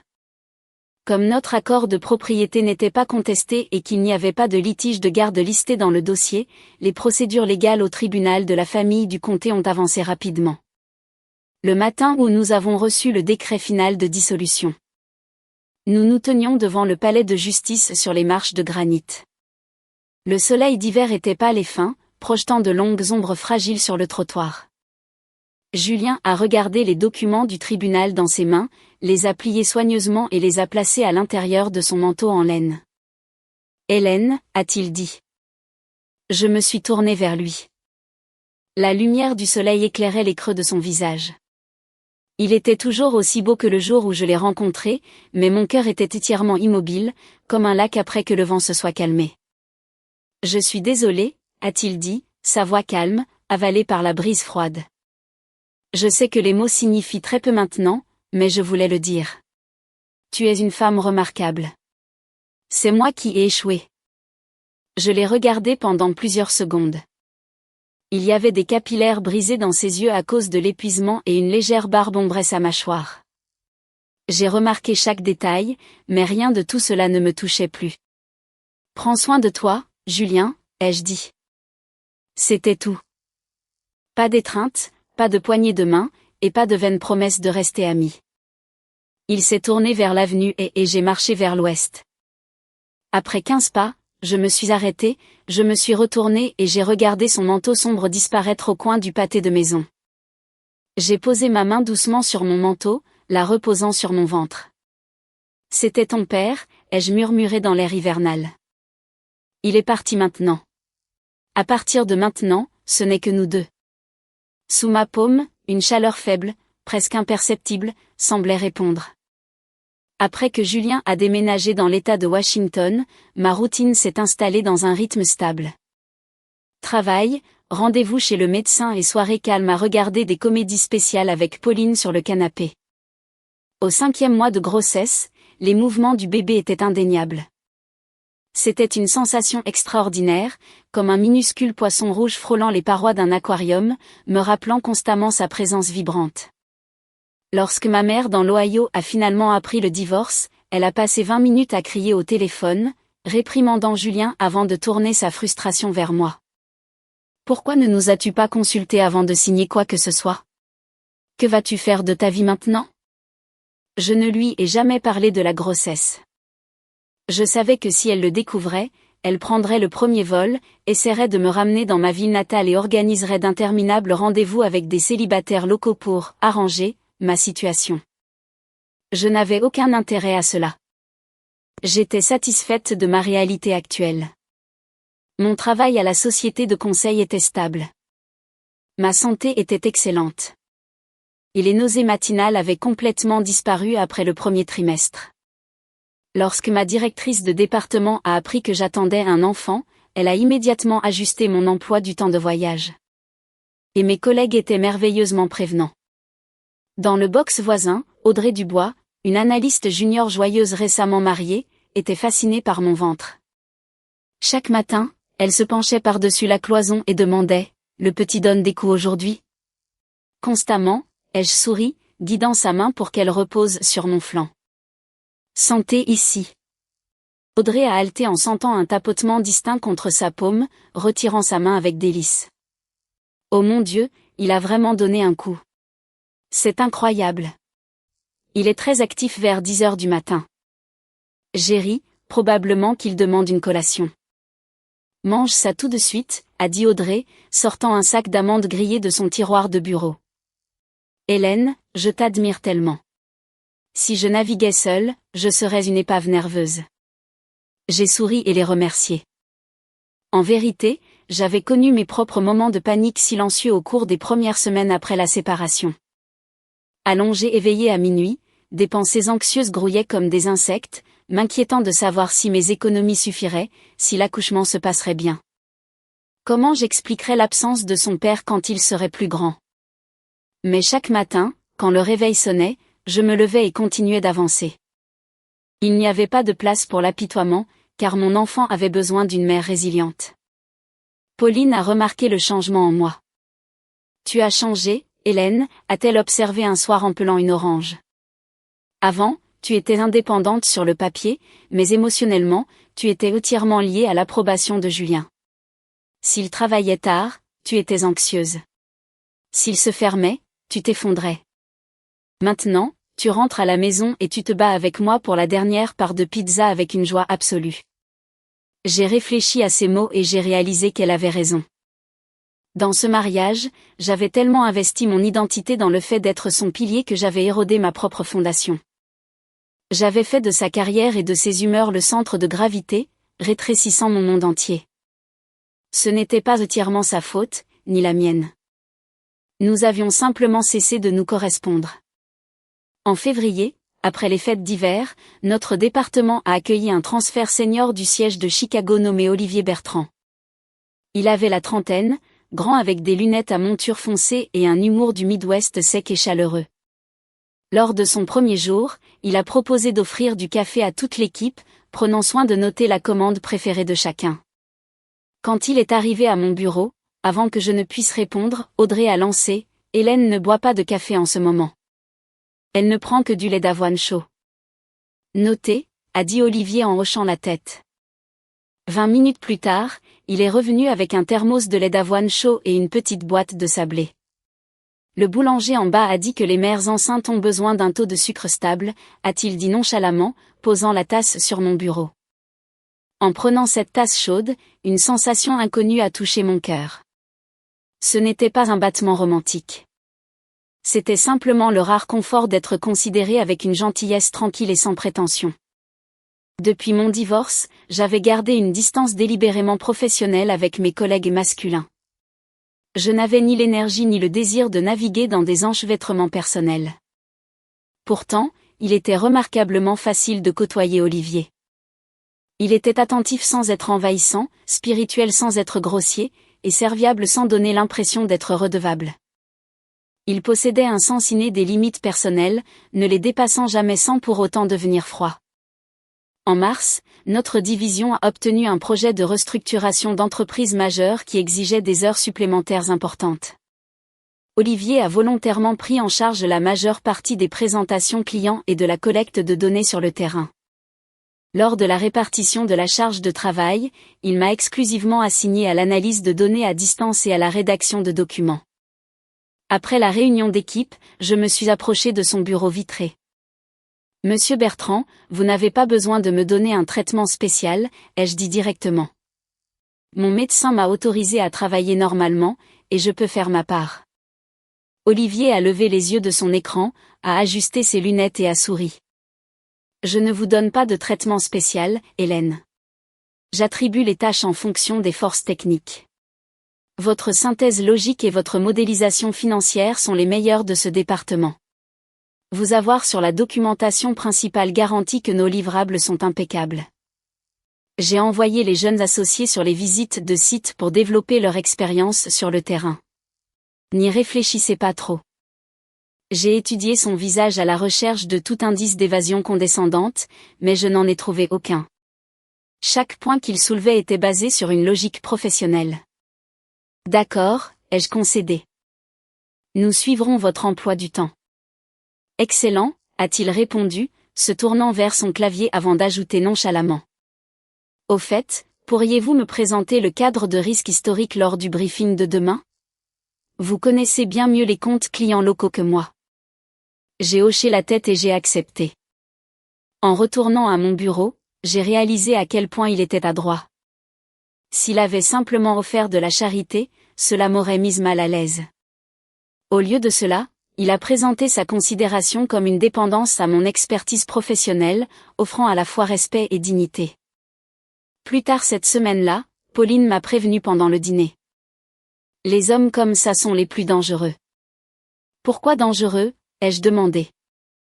Parce que son charme est sans faille, a-t-elle ri. Tu penses qu'il est juste un collègue exceptionnellement décent, mais il est en train de paver discrètement une autoroute dans ta vie pendant que tes portes sont grandes ouvertes. J'ai ri de sa spéculation romantique, mais au fond de moi, j'étais consciente de la chaleur qu'il apportait au bureau. J'ai gardé ce sentiment soigneusement rangé dans un coin de mon cœur, ne voulant pas l'examiner de trop près. Je venais à peine de sortir des décombres d'un mariage de 3 ans. Je n'avais ni la confiance ni l'envie de commencer une autre romance. De plus, dans moins de 3 mois, je serais une mère célibataire avec un nourrisson. La romance était la dernière chose à mon ordre du jour. À la mi-avril, je faisais des cartons dans l'appartement de Pauline. J'avais loué un appartement lumineux de 2 chambres juste en face de mon immeuble de bureau, avec une crèche sur place et un ascenseur. Pauline s'est appuyée contre l'embrasure de la porte, me regardant glisser des livres de poche dans un carton, l'air d'un chat déçu. Faut-il vraiment déménager? Mon logement est parfaitement bien. Ton logement est à 40 minutes de métro de mon bureau, ai-je dit sans lever les yeux. Et il fait 60 mètres carrés au 3e étage sans ascenseur. Une fois le berceau arrivé, nous nous marcherions dessus. Je pourrais dormir dans le berceau, a-t-elle grommelé. J'ai ri et essuyé la poussière de mes mains. Arrête de bouder. Mon nouvel immeuble est à 5 minutes à pied du travail, et il y a une garderie agréée au rez-de-chaussée. C'est pratique pour le bébé. Pauline a soupiré et est venue m'aider à scotcher le carton. Juste à ce moment-là, mon smartphone a commencé à sonner sur le comptoir. L'écran affichait un numéro que j'avais supprimé de mon répertoire.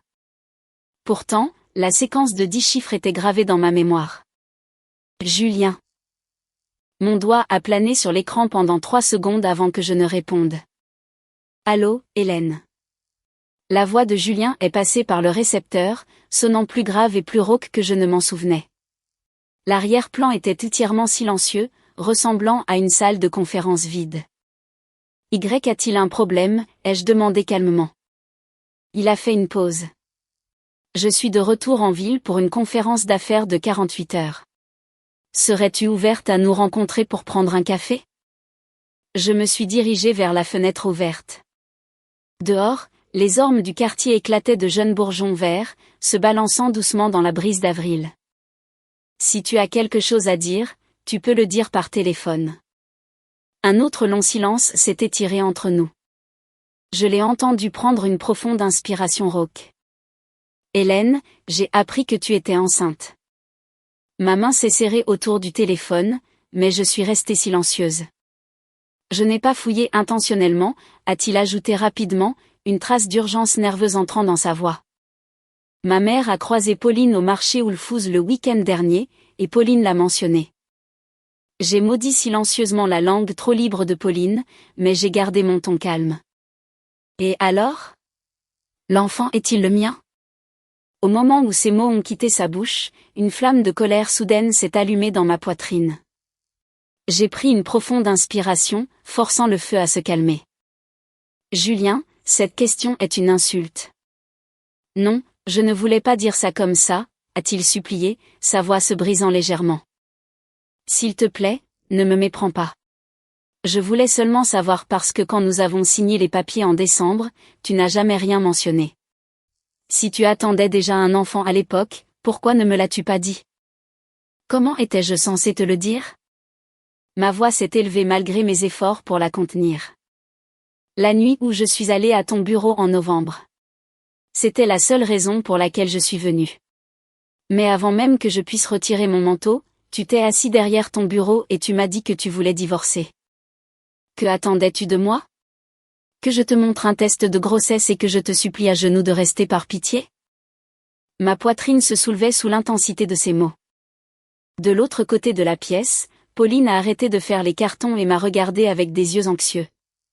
À l'autre bout de la ligne, Julien est resté silencieux si longtemps que j'ai cru que l'appel avait été coupé. Hélène, a-t-il finalement murmuré, sa voix lourde de misère inexprimée. Je suis tellement désolée. Tu as dit ça au palais de justice. Puis-je te voir juste 10 minutes? Ce n'est pas nécessaire. Je veux voir l'enfant, a-t-il insisté, son ton empreint d'une sincérité désespérée que je n'avais jamais entendue de sa part. Pas maintenant, mais après sa naissance. Je veux le rencontrer. Je me suis tenue près de la fenêtre, regardant une brise légère faire volte-face à une tendre feuille verte sur la branche en dessous. Je me suis souvenu comment Julien aimait conduire à travers la campagne au début de l'été quand les fleurs de pommier sauvage étaient en pleine floraison. Quand nous sortions ensemble à l'université, il empruntait la vieille berline de son colocataire juste pour m'emmener le long des routes côtières bordées de fleurs blanches qui tombaient comme de la neige sur notre pare-brise. Nous pourrons en discuter après l'arrivée du bébé, ai-je dit froidement. Pour l'instant, je n'ai rien à te dire, Hélène. Vis ta vie à Seattle, Julien. Je l'ai coupé. Quand tu es parti, je t'ai dit que j'irais bien, et je le pensais. J'ai mis fin à l'appel. Pauline s'est immédiatement approchée, l'air intensément coupable. Il a dit que sa mère m'avait croisé, n'est-ce pas? Je l'ai croisé au rayon fruits et légumes dimanche dernier. Elle a demandé comment tu allais, et j'ai dit que tu étais épanouie. Puis elle a demandé si tu voyais quelqu'un, et j'ai accidentellement lâché que tu étais occupé à porter un bébé en pleine santé. J'ai supposé qu'il savait déjà. En regardant son expression contrite, mon irritation s'est dissoute en un soupir las. C'est bon. Il allait finir par le découvrir. Qu'est-ce qu'il voulait? A demandé Pauline prudemment. Veut-il se réconcilier? Il veut voir le bébé après l'accouchement. Et qu'est-ce que tu lui as dit? J'ai dit, on verra. Pauline a fait un pas en avant et a passé un bras autour de mes épaules. Hélène, je déteste ce qu'il t'a fait, mais il est le père biologique. Si tu voulais vraiment l'effacer de ta vie pour toujours, tu aurais dû disparaître complètement puisqu'il sait que tu auras besoin de limites claires. Je sais, ai-je murmuré. Je m'en occuperai. À la mi-mai, 2 semaines avant ma date d'accouchement prévue, j'ai terminé ma passation de pouvoir à la firme et j'ai commencé mon congé de maternité officiel. Olivier a organisé une petite fête d'adieu dans notre salle de repos d'équipe, avec une tarte aux fruits personnalisée, des cartes manuscrites et une boîte cadeau contenant un ensemble de vêtements de nouveau-né biologiques. La tenue était d'une douce couleur crème neutre. Comment saviez-vous quelle taille acheter? Ai-je demandé, amusé, sachant qu'un homme célibataire sans nièce ni neveu naviguait rarement avec précision dans les boutiques pour bébés. Olivier a ajusté ses lunettes. Une rare rougeur de timidité touchant ses oreilles. J'ai consulté la propriétaire de la boutique de puériculture sur Newberry Street. Elle m'a interrogé pendant 40 minutes sur les dates d'accouchement, le poids attendu et le sexe. Je lui ai dit que je ne connaissais pas le sexe, alors elle a recommandé du crème neutre. Audrey a gloussé depuis l'embrasure de la porte. Monsieur Bertrand a passé presque 1 heure à regarder des langes.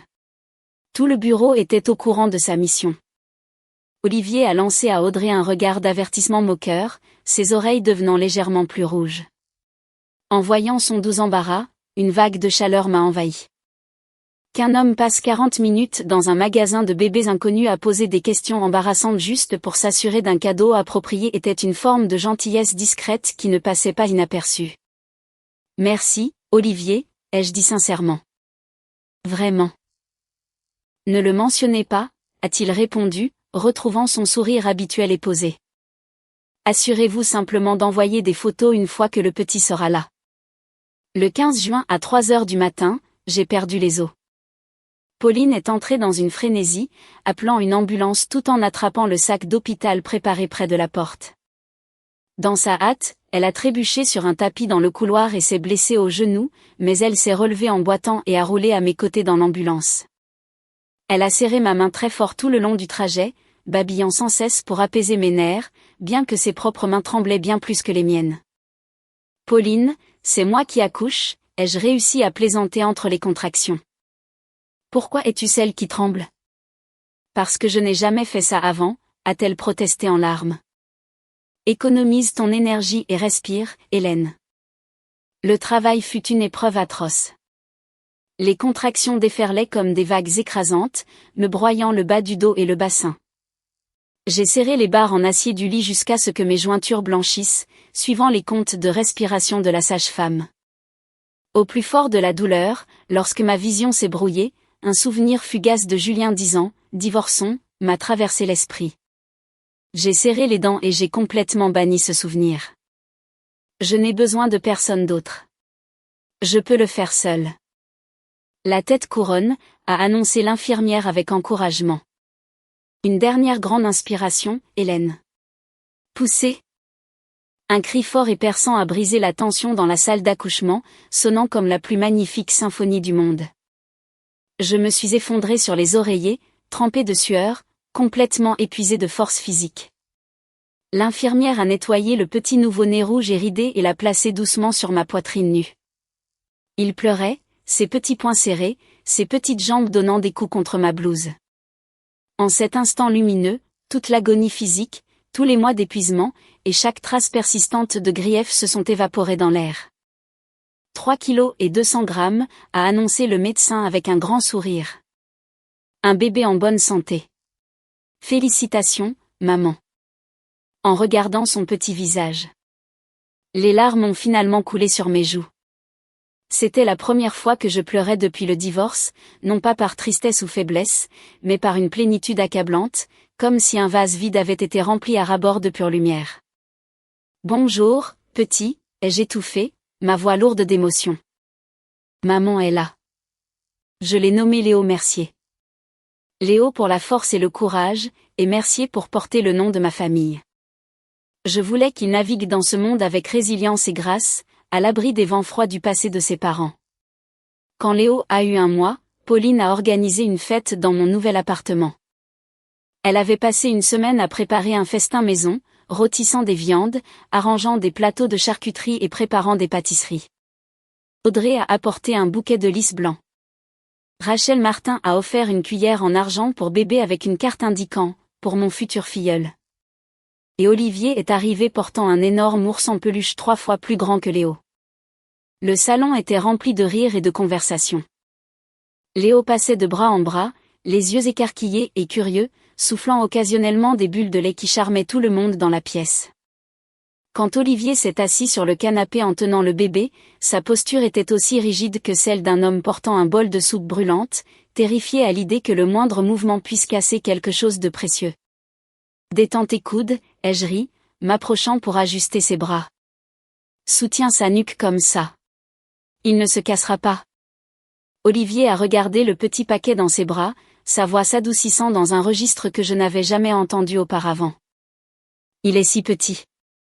Regardez ses doigts.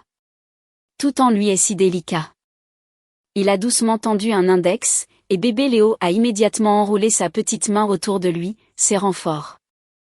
Les yeux d'Olivier se sont illuminés d'une joie incontrôlable. Il me tient la main.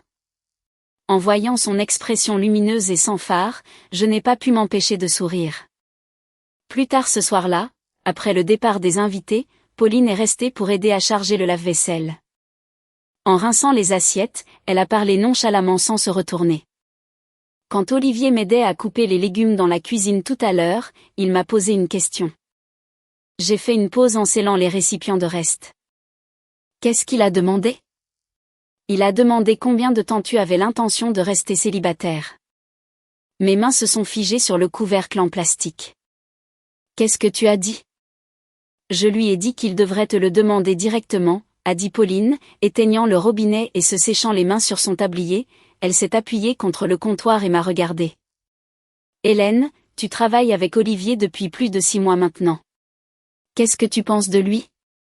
J'ai claqué le couvercle, mis le récipient au réfrigérateur et j'ai fixé la photo de bébé épinglée sur la porte. Il est merveilleux, et parce qu'il est si merveilleux, je ne veux pas être un fardeau pour lui. Pauline, une femme divorcée avec un enfant n'est pas une responsabilité facile pour n'importe qui. Hélène Mercier. La voix de Pauline est devenue sévère. Elle s'est approchée et m'a agrippé les épaules. Écoute-moi. Tu n'es pas un fardeau. Tu es l'une des femmes les plus capables et brillantes que je connaisse, et n'importe quel homme aurait de la chance de t'avoir. Ne laisse pas un mariage raté te voler ta valeur. Quand tu as choisi d'amener Léo dans ce monde seul, tu as fait preuve d'un courage absolu. Pourquoi recules-tu soudainement quand il s'agit d'amour? J'ai regardé ma main gauche. Une légère indentation pâle marquait encore mon annulaire où ma bague de mariage avait reposé pendant 3 ans. Elle s'était considérablement estompée, mais sous la bonne lumière, elle était toujours visible. Olivier n'est pas Julien, a ajouté Pauline doucement. Donne-lui une chance et donne-toi une chance. Ne refuse pas de marcher juste parce que tu es tombé dans un fossé une fois auparavant. J'y penserai, ai-je murmuré. Quand Léo a eu 3 mois, Julien est revenu. C'était un samedi après-midi frais de fin septembre. Je poussais la poussette de retour du parc du quartier quand j'ai aperçu une silhouette grande près de l'entrée de mon immeuble résidentiel. Il était appuyé contre le pilier en pierre, tenant 2 sacs de course, sa longue ombre projetée sur le trottoir par le soleil d'automne. En m'approchant, j'ai réalisé que c'était Julien.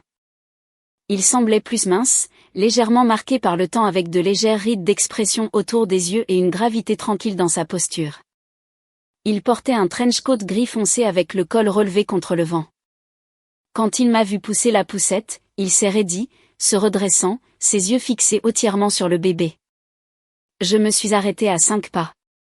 La brise d'automne faisait bruisser les feuilles dorées des érables bordant l'avenue, dispersant le feuillage sec sur le béton entre nous. Hélène, a-t-il dit, sa voix terrible. J'ai gardé les 2 mains sur la poignée de la poussette, ne disant rien. Ma mère m'a dit que tu avais eu le bébé, a-t-il dit, faisant un demi-pas hésitant avant d'hésiter comme s'il questionnait son droit d'approcher. J'ai pris quelques jours de congé de Seattle. Je voulais le voir. Je suis restée là à le regarder. Cet homme avait été mon partenaire, le compagnon de mes 20 ans, et le père de mon enfant. Il était parti il y a 10 mois, et maintenant il se tenait devant moi dans le froid, tenant des sacs de lait maternisé importés et des jouets pour bébé, l'air aussi perdu que n'importe quel étranger désemparé. Étonnamment, je ne ressentais aucune haine. J'avais supposé que je lui en voudrais d'être parti quand j'avais le plus besoin de soutien, mais en regardant sa posture mal à l'aise, mon cœur est resté entièrement calme, comme une tasse d'eau qui s'était complètement refroidie. Entre, ai-je dit doucement. Nous allons monter. Le trajet en ascenseur s'est déroulé en silence. Dans la poussette, Léo faisait de doux gazouillis, regardant curieusement l'homme inconnu à nos côtés. Julien gardait les yeux rivés sur le bébé, ses lèvres légèrement entr'ouvertes comme s'il voulait parler, mais aucun son n'est sorti. À l'intérieur de l'appartement, j'ai soulevé Léo de la poussette et l'ai placé sur le tapis de jeu rembourré dans le salon. À 3 mois, il soulevait déjà sa poitrine, posant ses petits bras sur le tapis, et regardant autour de lui avec des yeux vifs et sombres. Julien se tenait maladroitement près du tapis, serrant les sacs, ressemblant à un visiteur prudent dans une galerie d'art.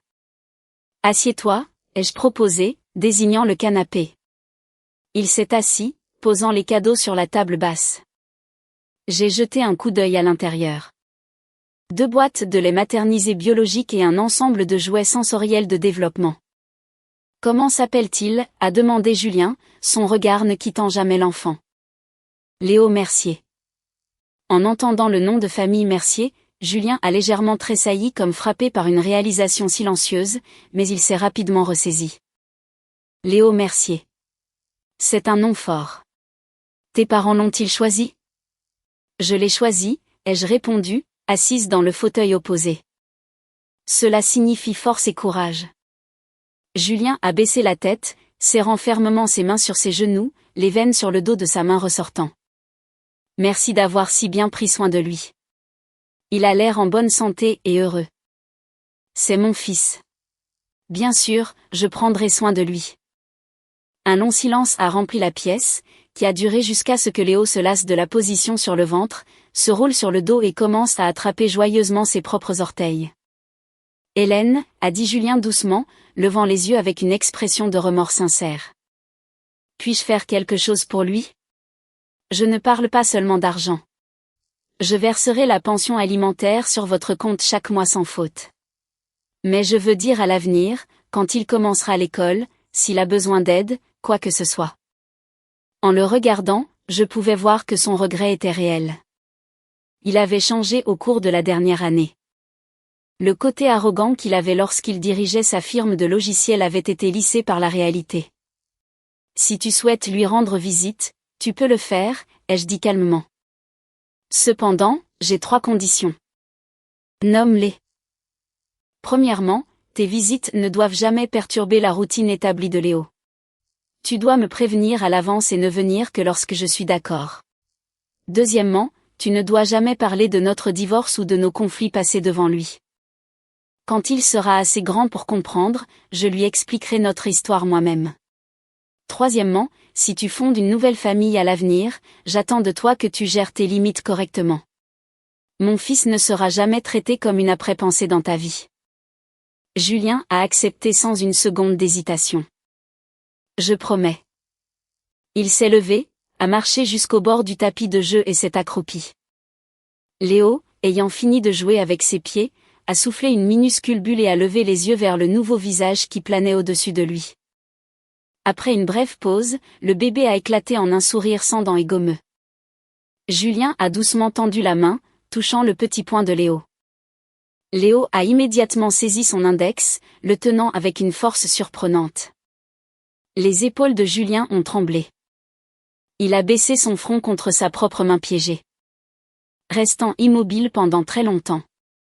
Je suis restée assise, regardant la lumière chaude du soleil de l'après-midi filtrer à travers les rideaux, peignant un rectangle doré sur le parquet. Quand il s'est levé pour partir, il est resté près de la porte. Hélène, a-t-il dit, me tournant le dos alors qu'il mettait son manteau. Si je n'avais jamais dit ces mots dans mon bureau cette nuit-là, nos vies seraient-elles différentes maintenant? Je me tenais près de la table d'entrée, tenant Léo contre mon épaule. J'ai pensé aux mots qui avaient changé le cours de nos vies. Divorçons. Il n'y a pas de « et si » dans la vie, Julien, ai-je répondu doucement. Nous devons tous les deux continuer d'avancer.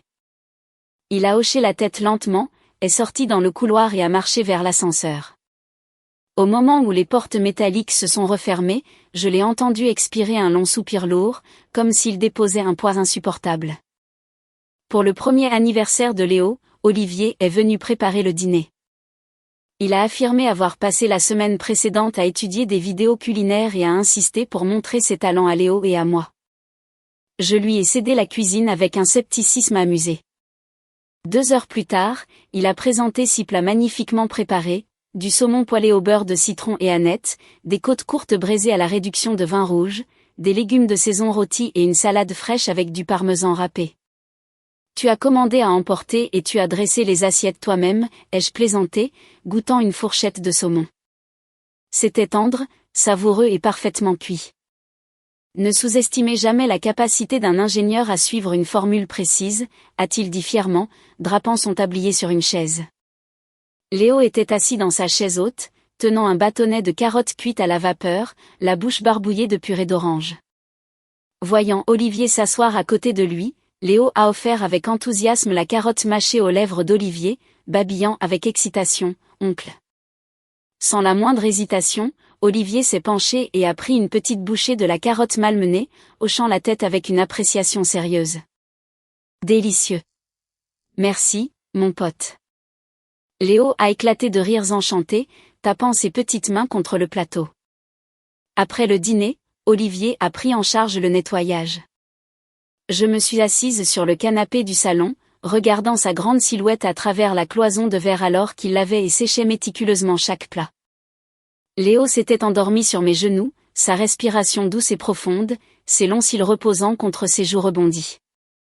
Olivier est sorti de la cuisine, s'est séché les mains avec une serviette et s'est assis sur le canapé à côté de moi. Il a regardé le bébé endormi et a baissé la voix. Il est complètement épuisé par toute cette excitation. Il a beaucoup joué aujourd'hui, ai-je murmuré. Olivier s'est appuyé contre les coussins, tournant la tête pour me regarder. La lampe de sol projetait une lueur ambrée chaude sur ses traits, adoucissant les lignes nettes de son visage. « Hélène » a-t-il dit doucement. « Oui, je dois te dire quelque chose. » Il a pris une profonde inspiration, ses doigts tapotant légèrement son genou dans un geste de délibération prudente. Contrairement à l'habitude nerveuse de Julien, la pose d'Olivier était remplie d'une tendre révérence, comme s'il manipulait un cristal fragile. Ma notification de transfert au bureau corporatif de Chicago est arrivée hier. C'est une promotion exécutive prévue pour le mois prochain. Mon cœur a fait un bond inattendu, une soudaine douleur creuse s'ouvrant dans ma poitrine. C'est une excellente avancée de carrière, ai-je dit, forçant ma voix à rester égale. Chicago est le siège de la direction d'entreprise. Tu devrais l'accepter. Je ne l'ai pas accepté. Pourquoi pas? Il s'est tourné pour me faire face entièrement, son regard ferme, sincère et entièrement sans défense. Parce que je devais te poser une question d'abord. Léo a légèrement bougé dans mes bras, faisant un doux bruit, et je lui ai doucement tapoté le dos jusqu'à ce qu'il se rendorme. Hélène, a continué Olivier, sa voix basse et inébranlable. Si tu n'as aucune objection, je veux refuser le transfert et rester ici à Boston. Olivier, tu n'as pas besoin de modifier ta carrière pour moi. Je le veux, m'a-t-il interrompu doucement. Hélène, dès la première semaine où je suis arrivée à cette succursale, je t'ai remarqué. Tu es brillante, capable, et tu as porté l'immense responsabilité d'élever Léo sans un mot de plainte. Plus je te connaissais, plus je réalisais à quel point tu mérites d'être chérie.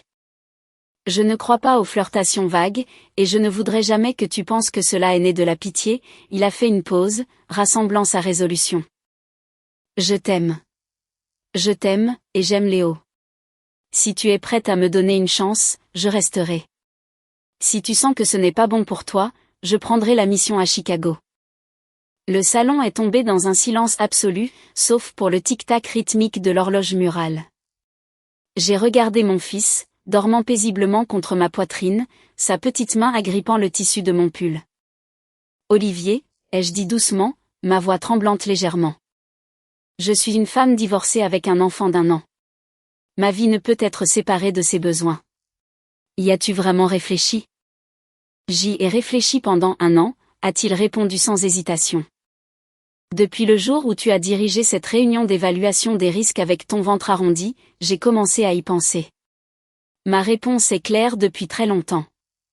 J'ai plongé mon regard dans ses yeux. Il n'a pas détourné le regard, ni n'a fait de promesses théâtrales. Il s'est simplement assis à côté de moi, attendant avec une patience tranquille ma réponse. Dehors, le bourdonnement lointain de la circulation se fondait en un doux murmure. Très bien, ai-je dit. Un sourire sincère a courbé mes lèvres. Donnons-lui une chance. Olivier s'est figé d'incrédulité pendant 2 secondes, puis un sourire brillant et enfantin s'est répandu sur son visage, lumineux, radieux et complètement sans filtre. Il a tendu la main et a enveloppé la mienne dans sa paume chaude et ferme, ses longs doigts s'enroulant solidement autour des miens. Dans mon autre bras, Léo s'est agité dans son sommeil, a cligné des yeux, a regardé Olivier, et s'est rendormi, entièrement satisfait de notre chaleur partagée. 1 an et demi plus tard, quand Léo avait 2 ans et demi, j'ai reçu un appel de Rachel Martin. « Hélène, j'ai une petite affaire concernant Julien », a dit Rachel d'un ton juridique net, bien que sa voix soit tempérée par une attention personnelle. Son avocat m'a contacté. Julien a remarqué que les paiements mensuels de pension alimentaire qu'il dépose sur le compte de fiducie n'ont jamais été touchés et il a demandé une brève rencontre avec vous. Je me suis dirigée vers la fenêtre du salon. Sur le tapis, Léo construisait une tour de blocs de bois tandis qu'Olivier était assis en tailleur à ses côtés. Les deux étaient engagés dans un débat sérieux pour savoir si le bloc bleu appartenait au toit. Dites à son avocat que les fonds sont en sécurité, ai-je répondu au téléphone. J'ai transféré chaque paiement dans un fonds d'épargne-études dédié au nom de Léo. Quand il aura 18 ans, je lui donnerai le compte et lui dirai que cela vient de son père. Rachel a fait une pause. Il a demandé si vous seriez prête à le rencontrer en personne. Il a dit qu'il avait quelque chose d'important à partager. J'ai regardé la cour en bas où les conifères divers se dressaient luxuriants et vibrants contre l'après-midi gris. Très bien, je le rencontrerai. Nous avons convenu de nous rencontrer au café près de l'ancien palais de justice. L'intérieur avait été entièrement rénové au cours des 2 dernières années avec des tables en bouleau clair remplaçant le vieux bois sombre et de vastes bibliothèques tapissant les murs. J'ai pris une banquette près de la fenêtre et j'ai commandé du lait chaud. Julien est arrivé 5 minutes en retard, apportant un tourbillon d'air hivernal en poussant la porte vitrée. Il portait une parka bleu marine sur un pull en laine anthracite. L'air plus mince qu'avant avec de légères rides d'expression autour des yeux et une gravité tranquille dans sa posture. Le trafic était dense sur l'autoroute, a-t-il dit, retirant son écharpe en laine et la posant sur la banquette. C'était une écharpe bleu marine tricotée à la main que sa mère avait faite il y a des années. « Tu as l'air bien, Hélène » a-t-il dit doucement, étudiant mon visage. « Merci » ai-je répondu poliment. Lorsque le serveur a apporté son café noir, Julien a tenu la tasse en céramique chaude à 2 mains, baissant les yeux en silence. Je pouvais dire qu'il composait ses pensées, une vieille habitude, avant de faire une présentation importante. Hélène. Il a finalement parlé. J'ai démissionné de mon poste à Seattle. J'ai été surprise. Pourquoi? Je pensais que la succursale prospérait. Il a posé sa tasse et a croisé les doigts. J'ai remarqué qu'il ne portait plus son ancienne alliance. Sur le papier, cela ressemblait à une promotion avec une augmentation. Mais la vérité est que je n'ai jamais eu de base solide là-bas. Le rôle a été créé pour moi par le vice-président Reynolds, qui avait soutenu ma carrière. Le mois dernier, l'entreprise a restructuré le conseil d'administration et Reynolds a été contraint de prendre une retraite anticipée. Le nouveau directeur régional a fait venir son propre cercle intime et sans soutien politique, mon équipe a été démantelée et mes projets ont été réaffectés. Il a souri faiblement, une expression d'autodérision touchant ses lèvres. Être évincé m'a appris une dure leçon. Je croyais que mon succès précoce était purement le reflet de mon propre génie. Maintenant, je vois que lorsque ma start-up a échoué il y a 3 ans, ce n'était pas de la malchance. C'était ma propre arrogance et mon manque de capacité. Il m'a regardé directement de l'autre côté de la table, ses yeux empreints d'une profonde et tranquille humilité. Hélène, je sais que dire cela ne change rien, mais divorcer de toi a été la plus stupide erreur de ma vie. J'ai pris une gorgée de mon lait chaud, sentant la chaleur s'installer sur ma langue. Julien, tu étais déjà épris de quelqu'un d'autre à l'époque, n'est-ce pas? Son corps s'est visiblement raidi. Le silence s'est étiré entre nous alors que la table adjacente se vidait et que le personnel du café essuyait les comptoirs au son d'un doux jazz. C'était une responsable de compte senior d'une entreprise partenaire à Seattle, a-t-il avoué, sa voix à peine audible. Nous nous sommes rencontrés lors de mes premiers voyages d'affaires. Elle était flatteuse, admirait mon travail et me faisait me sentir brillant et indispensable. J'ai laissé cette validation me monter à la tête et je me suis convaincu que je méritais une vie différente. Il a laissé échapper un souffle amer. Une fois que j'ai déménagé définitivement à Seattle, j'ai réalisé que son admiration était entièrement transactionnelle. Elle voulait des conditions contractuelles favorables pour son agence. Rien ne s'est jamais concrétisé entre nous. Mais à ce moment-là, j'avais trop honte pour jamais te regarder en face à nouveau. Il a fait tourner lentement sa tasse de café sur la soucoupe. Au cours des 2 dernières années, j'ai fait un rêve récurrent. Je rêve de ce vendredi soir où tu as frappé à la porte de mon bureau. Dans le rêve, avant que je ne puisse parler, tu poses le test de grossesse sur mon bureau. Je le regarde avec émerveillement, je me lève et je te serre dans mes bras. Chaque fois que j'atteins ce moment, je me réveille dans une pièce vide, incapable de dormir pour le reste de la nuit. J'ai regardé par la fenêtre le passage piéton de l'avenue. Une jeune mère guidait sa petite fille vers une boulangerie. L'enfant agrippait une pâtisserie et riait sous le lampadaire. Tu avais raison, Hélène, a murmuré Julien presque pour lui-même. Il n'y a pas de « et si ». Nous ne pouvons que vivre les vies que nous avons choisies. Lorsque nous nous sommes tenus devant le café sous le ciel d'hiver, Julien a resserré son écharpe. Puis-je voir Léo demain? Oui, ai-je dit. Amène-le au parc derrière mon immeuble demain à 14 heures. Il a souri, un sourire tranquille et reconnaissant qui portait une maturité que je n'avais jamais vue en lui auparavant. Merci, Hélène. Ce soir-là, j'ai parlé à Olivier de la rencontre. Il était assis à la table à manger, examinant des plans d'architecte pour la rénovation de notre future maison, son ordinateur portable éclairant la pièce sombre. Quand j'ai fini de raconter la visite de Julien, Olivier a arrêté de taper, s'est retourné et m'a regardé avec une clarté absolue. Hélène, a-t-il dit, prenant ma main. Quand il s'agit de t'aimer, mes seuls concurrents sont d'autres hommes qui pourraient essayer de gagner ton cœur. Mais quand il s'agit d'aimer Léo, je ne rivaliserai jamais avec ton fils. Le laisser voir son père biologique est pour le bien-être émotionnel de Léo. Pas à cause de sentiments non résolus pour Julien. Je comprends tout à fait la différence. En entendant sa perspective calme et mature, une profonde vague de tendresse m'a traversée. Je me suis placé derrière sa chaise, j'ai passé mes bras autour de son cou et j'ai posé mon menton sur le sommet de sa tête. Ses cheveux portaient l'odeur propre du shampoing botanique que j'avais acheté pour la famille. Olivier, ai-je murmuré. Pourquoi es-tu toujours si bon avec moi? C'est dans ma nature, a-t-il ri, tapotant mes mains. Je ne peux pas m'en empêcher. Avant la nouvelle année, Olivier a officiellement emménagé ses affaires dans l'appartement. Il possédait très peu de luxe personnel. Toute sa vie tenait dans 2 valises en cuir et plusieurs caisses de manuels d'ingénierie. Pauline est arrivée avec des pâtisseries fraîches. Audrey a apporté une plante d'intérieur, et Rachel a apporté une bouteille de cidre pétillant. L'appartement était rempli de chaleur et de conversation. Léo courait entre nos jambes comme un chiot joyeux. Plus tard cette nuit-là, après avoir couché Léo, je me suis assise sur le canapé du salon. Olivier s'est approché, a doucement posé mes pieds sur ses genoux et a commencé à masser mes voûtes plantaires fatiguées. Au fait, a-t-il dit nonchalamment. Tu as ton échographie prénatale de 12 semaines demain matin.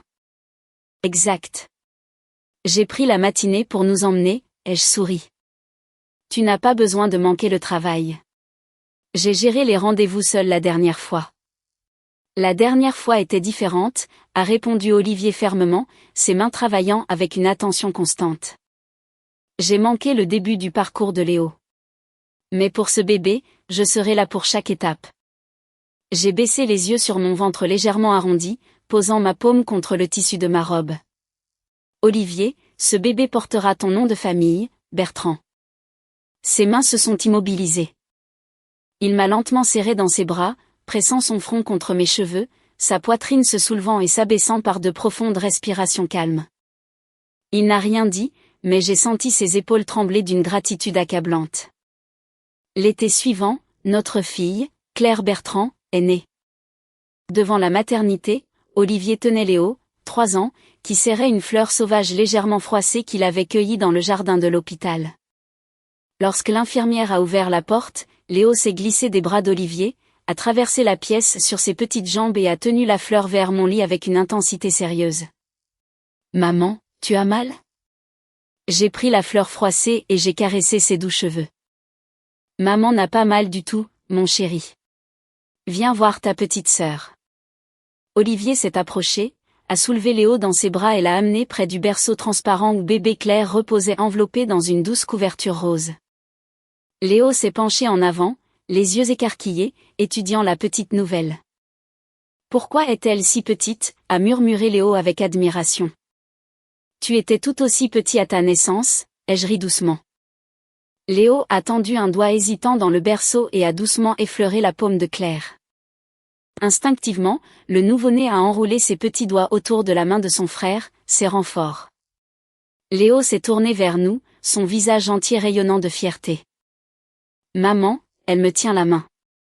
La pièce s'est remplie de rire. Pauline se tenait dans le coin, les larmes aux yeux, me réprimandant en plaisantant de ne pas l'avoir prévenue assez tôt avant d'entrer en travail, tandis que Rachel et Audrey souriaient chaleureusement depuis l'embrasure de la porte. 3 jours plus tard, Julien a appelé de Seattle. Il était poli, prudent et sincèrement heureux d'apprendre la nouvelle.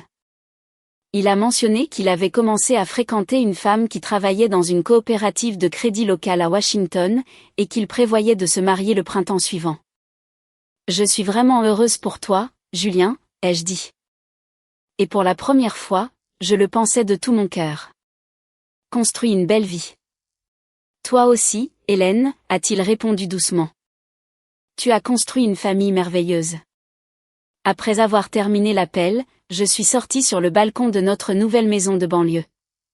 Le ciel de fin d'après-midi était en feu avec des nuances brillantes d'ambre, d'or et de violet profond, s'étendant sur l'horizon comme une toile infinie. Dans la rue tranquille en bas, un voisin promenait un golden retriever, la queue du chien remuant joyeusement dans la brise estivale. Olivier est sorti par les portes coulissantes en verre, portant une tasse de lait chaud, et a glissé ses bras autour de ma taille par derrière, posant son menton sur mon épaule. « Qui était au téléphone ?» a-t-il demandé doucement. « Julien » ai-je répondu, m'appuyant contre sa poitrine. Il a appelé pour nous féliciter. Et pour dire qu'il se marie l'année prochaine. Tant mieux pour lui, a dit Olivier naturellement. Je suis content qu'il trouve son chemin. Il a légèrement resserré son étreinte. Es-tu heureuse, Hélène ?